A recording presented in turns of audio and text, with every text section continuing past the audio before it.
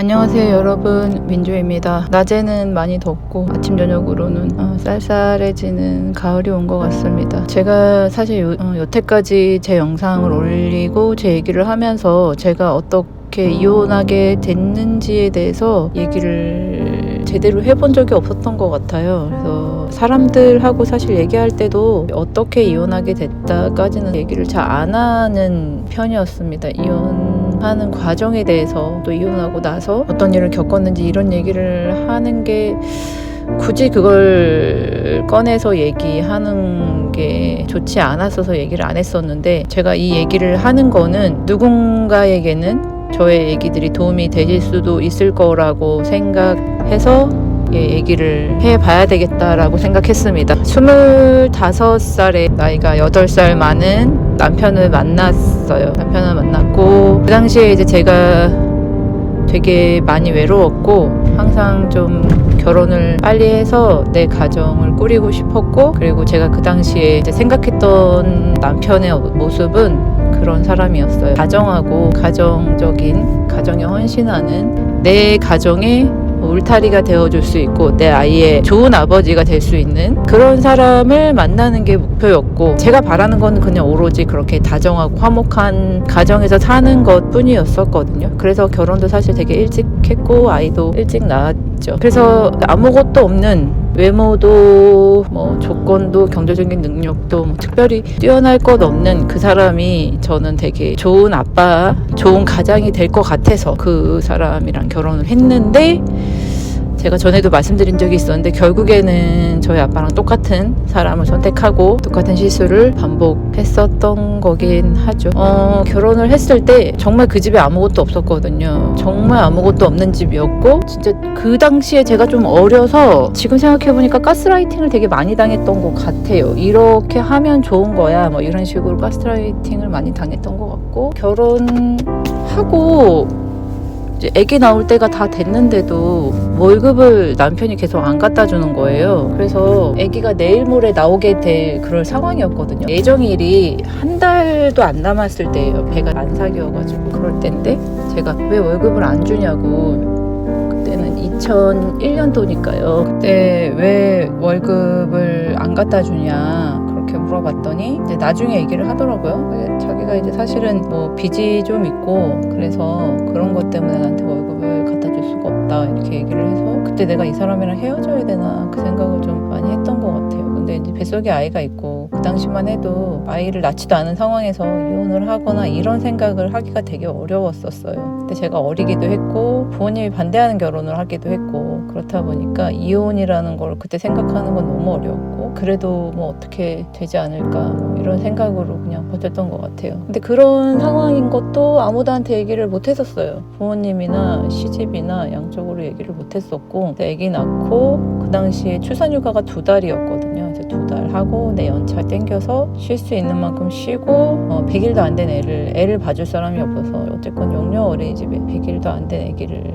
맡겨가면서 일을 할 수밖에 없는 상황이었습니다. 결혼할 때 엄마가 저한테 했던 마지막 얘기가 뭐였냐면, 애 아빠도 성격이 세고 너도 성격이 세니 가정의 평화를 위해서는 네가 참고 맞춰가야 된다. 둘 다 세면 결국에는 깨진다. 이런 얘기를 했었어요. 그 엄마의 한마디가 제가 어떤 결정을 할 때 돌아갈 수 있는 퇴로를 완전 막아버린 그런 느낌이었었어요. 그래서 죽어도 이혼은 못한다 이런 생각으로 되게 오래 버티고 버텼던 것 같아요. 그래서 그렇게 오랫동안 그런 상황을 다 견디면서도 그렇게 오랫동안 힘들게 살다가 결국에는 더 이상 안 되겠어서 정말 죽을 것 같아가지고 그랬을 때 이혼을 했고, 부모님한테 가서 얘기를 할 때도 내가 이러저러한 많은 일들을 겪었다라고 구구절절 얘기를 할 수가 없었어요. 그래서 이제 제가 주변에 친구들, 동생들이 결혼할 때 항상 그 얘기를 해줍니다. 이혼해도 괜찮다. 언제든지 돌아올 수 있다. 그거 네 잘못 아니다. 이혼이 너의 인생에서 되게 중요한 사건이고 되게 큰 사건이긴 하지만 그것 때문에 너를 망가뜨리고 너의 삶보다 그것이 더 중요하진 않다. 언제든지 괜찮으니까 이 결혼이 아니라고 생각할 때는 언제든지 돌아와도 된다. 그런 얘기를 많이 해줬습니다. 여러 가지 사건 사고가 있었지만 왜 그랬을까, 왜 그렇게 나 혼자서 다 짊어지고 살았을까 생각해도 잘 모르겠어요. 그때 너무 이제 어른스럽게 살아야 된다고 생각하고 생각하고 있었던 것 같고, 누구한테 무슨 그런 얘기들을 하는 것 자체가 저한테는 되게 어려운 일이었던 것 같아요. 뭐 지금도 마찬가지긴 하지만 그 어린 나이에도 그랬던 것 같아요. 그래서 어떻게 보면 차라리 그때 이혼을 했으면 제가 그렇게 긴 인생을 돌고 돌아서 이렇게 힘들지는 않았을 수도 있겠다, 이런 생각도 사실 하거든요. 아무튼 그랬었어요. 참 그 시절이 많이 어려웠습니다. 산후우울증도 있는데 이런 상황들까지 겹치니까, 또 특히나 일을 하면서 어린이집 보내면서 아이를 키우는 게 정말 너무너무 힘들었거든요. 아기를 키우는 게 너무 힘들어서 매일매일 울었던 것 같아요. 그래도 제가 세상에 내어놓은 아이를 책임지려고 참 많이 노력했던 것 같습니다. 뭐 그래도 그냥저냥 그럭저럭 살았어요. 어쨌든 이상한 일도 많고 이해할 수 없는 일도 많고 그랬지만, 아이가 8살 됐을 무렵에 아빠가 되게 성격이 불같고, 사실 남편이 있다 그래서 뭐 육아를 같이 한다거나 집안일을 같이 한다거나 그런 게 전혀 없었고, 뭐 월급을 갖다 주고 이러질 않았으니까 거진 제가 벌어서 쓰는 돈으로 생활비 쓰고 아이 뭐 필요한 거 쓰고 그랬었죠. 아빠가 아이한테도 되게 못되게 굴고, 제가 뭐 아프거나 이래도 저를 데리고 병원에 가거나 이런 거를 잘 안 했었는데, 그러면서 항상 하는 말이, 내가 나가서 바람을 폈냐, 친구랑은 술을 먹었냐, 도박을 했냐, 일하다가 늦은 건데 뭐 어쩌고저쩌고 이러면서 항상 그랬었어요. 그러니까 그때 저는 뭘 느꼈냐면, 내가 혼자 키우나 이 사람이랑 같이 살면서 시집살이 그런 거 도리하느라고 애쓰나 별 차이가 없다, 이런 걸 생각을 했었거든요. 근데 아이가 8살 때 어떤 일이 있었냐면, 애 아빠가 원래 약간 당뇨의 전조 증상 같은 게 있었어요. 원래 이제 집안 식구들이 다들 당뇨가 있고 가족력이 있고, 그리고 좀 몸이 뚱뚱하기도 했으니까 좀 위험한 그런 군이었죠. 그랬는데 그 당시에 설 연휴가 들어가기 전에, 그럴 때라 이제 연말 연초라서 많이 바쁠 때고 일이 되게 많을 때였어요. 그래서 매일매일 늦게 퇴근하고 뭐 이러는데, 감기 기운이 있다고 항상 감기약을 먹고 병원도 안 가고 그냥 종합감기약 먹고 이렇게 지내고 이러는 거예요.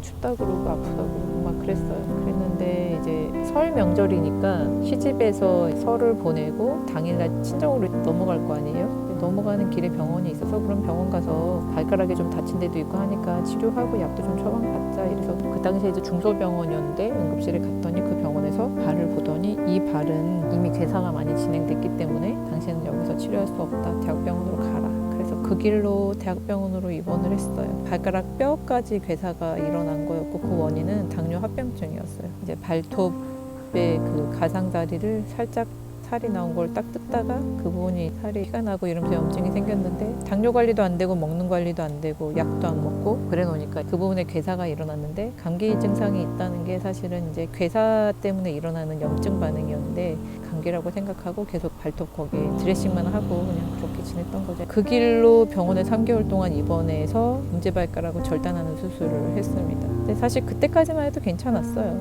그때까지만 해도 약으로 조절하고 인슐린 맞고 발가락을 절단했기 때문에 나머지 이제 염증이 더 일어나거나 이럴 부분도 없었고, 사실 본인은 굉장히 힘들고 슬펐겠죠.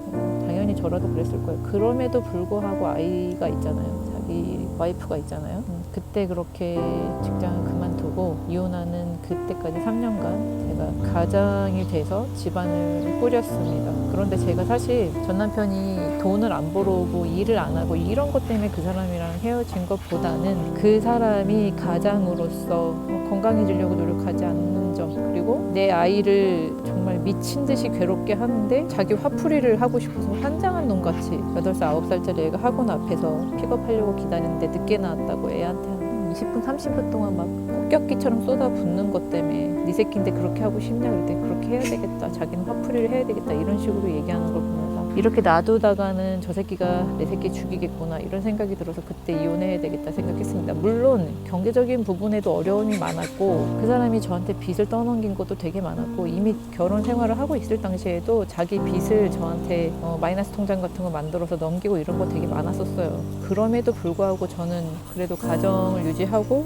그렇게 하려고 했었는데 안 되겠더라고요. 그래서 결국에는 이혼을 하자고 하고, 이혼을 하는 과정에서도 정말 너무너무 힘들게 했던 게, 아이를 볼모 삼아서 아이 안 주겠다, 이혼 안 해주고 그랬었습니다. 몇 년간 이혼 안 해주고 계속 애한테 죄책감 심어주고 그렇게 만들고, 애한테 진짜 보일 꼴 안 보일 꼴 다 보여가면서 애 정말 힘들게 하고, 그래서 그때 아이가 ADHD가 발병이 됐던 것 같아요. 안 그래도 정서적으로 좀 불안한 애였는데 그런 걸 겪으면서 아기가 엄청 힘들었던 것 같아요. 그래서 그때 정서적으로 마저 애가 파탄이 나면서 그때 ADHD가 발병을 했죠. 1년의 과정은 이렇습니다. 그리고 사실 이혼하고 나서도 참 많이 힘들게 했어요. 아이를 계속 괴롭히고, 아이가 교통사고 나서 병원에 입원했을 때 중학생 때인데, 그 당시 그 집 식구들이 교회를 다녔는데 그 교회 전도사님이 뭐 문병으로 온다 그랬는데 아이가 싫다고 했어요. 그 교회에 대한 얘기를 또 하자 그러면 얘기가 긴데 그건 우선 생략하도록 하고, 그래서 그 전도사님이 온다고 했는데 아이가 싫다고 했어요. 그거는 아이의 자유의지니까 사실 싫다고 할 수 있잖아요. 근데 애가 전도사한테 싫다고 했다고, 가라고 했다고 병실 쫓아와서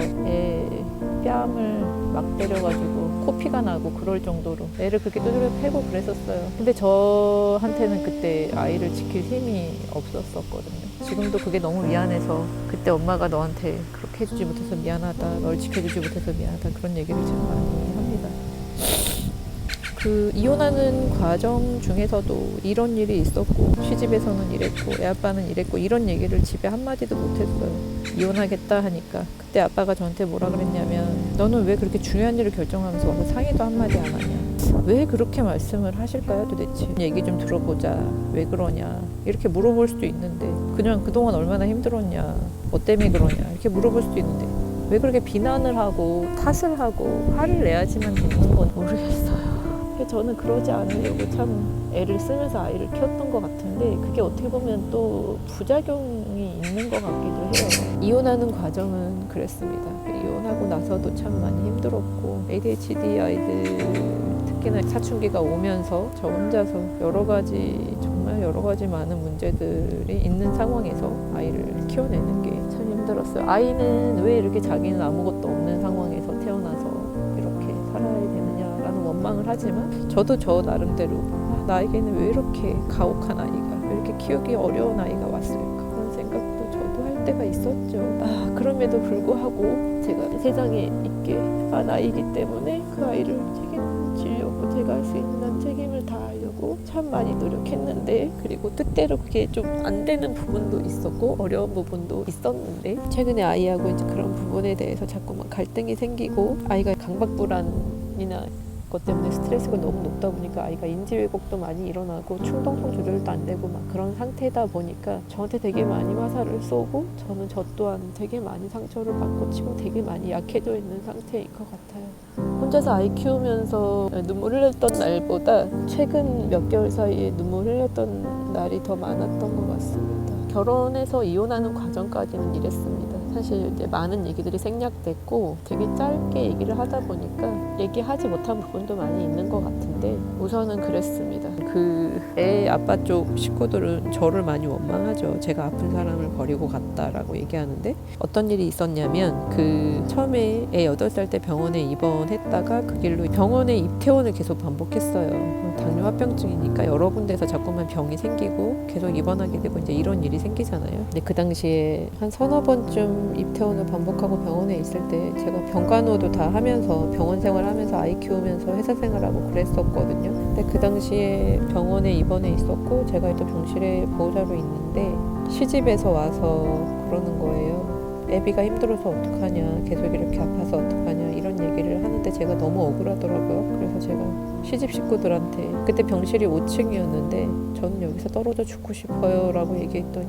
얘는 얼마나 힘들겠냐, 당사자가 더 힘들지, 이런 얘기를 하시더라고요. 그런 것들이 되게 많이 상처였던 것 같아요. 그 병 걸린 사람, 아픈 사람도 당연히 힘들죠. 근데 그 옆에서 병간호하는 사람도 생계를 짊어져야 되고 아이도 키워야 되고, 그래야 되는 저의 입장은 자식이고 아니고를 떠나서 제가 얼마나 힘들까. 특히나 제가 8살이나 어렸잖아요. 너무 제가 젊고 너무 어렸잖아요. 저렇게 어린애가 이걸 감당할 수 있을까, 그런 생각을 좀 해주기를 바랬던 것 같은데, 정말 그런 위로의 한마디를 들어본 적이 없었던 것 같아요. 어쨌든 가장 큰 2가지는, 저 사람은 더 이상 내 아이의 아빠로서, 이 집의 가장으로서 자기가 건강관리를 하고 어떤 그런 노력을 하면서 스스로 그렇게 살아갈 생각이 없구나 라는 생각하고, 저러다 내 새끼 죽이겠구나, 이렇게 가다가는 결국엔 내가 죽겠구나, 이런 생각까지 갔었거든요. 그래서 결국에는 내 새끼 살리고 나도 살려고 이혼을 한 거였는데, 참 오랫동안 힘들게 했던 사람들이기도 했고,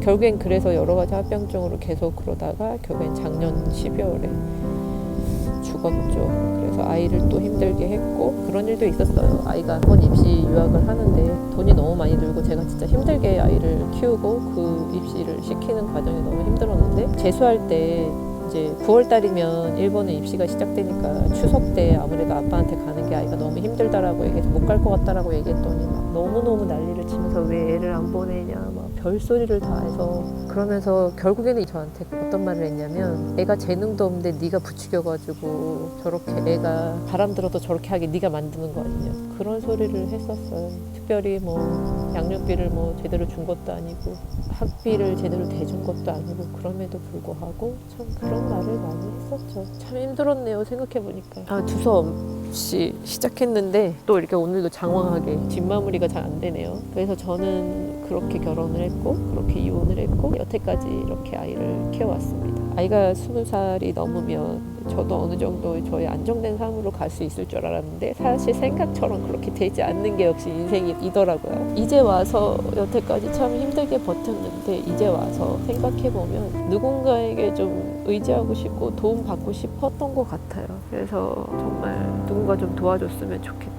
남편이라는 사람이 있었어도 가장으로서 남편으로서 그런 역할을 받아본 적이 없었어가지고 제 마음속에 그런 결핍이 되게 큰 것 같아요. 아이도 그런 결핍이 있어서 저한테 원하는 게 되게 많고 그런 것 같습니다. 요즘에 사실 아이도 많이 힘들고 저도 참 힘든 시간을 보내고 있습니다. 사실 이 얘기를 하는 게 누군가에게도 도움이 될 수도 있겠지만 저를 위해서도 얘기를 한번 하고 싶다라는 생각이 들어서 얘기를 했어요. 마무리를 어떻게 될지 모르겠네요. 긴 영상 끝까지 시청해 주셔서 너무 감사드리고 언제나 감사드리고 기다려 주실 거라고 믿고 좋은 모습으로 돌아올 수 있도록 노력하겠습니다. 감사합니다.